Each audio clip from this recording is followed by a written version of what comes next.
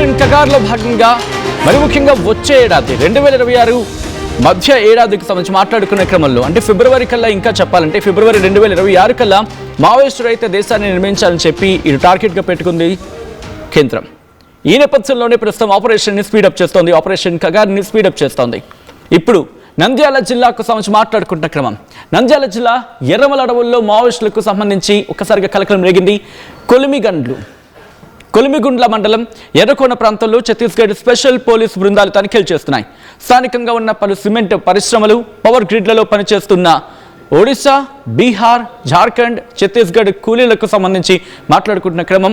అక్కడ ఛత్తీస్గఢ్ కూలీలు కొలిమిగుండ్ల ప్రాంతాల్లో మావోయిస్టుల షెల్టర్ జోన్గా మార్చుకున్నారని చెప్పి అనుమానం వ్యక్తమవుతోంది.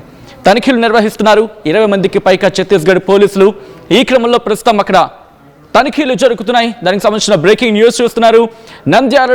నంద్యాల జిల్లా ఎర్రమల అడవుల్లో మావోయిస్టుల కలకలానికి సంబంధించిన another బ్రేకింగ్ న్యూస్.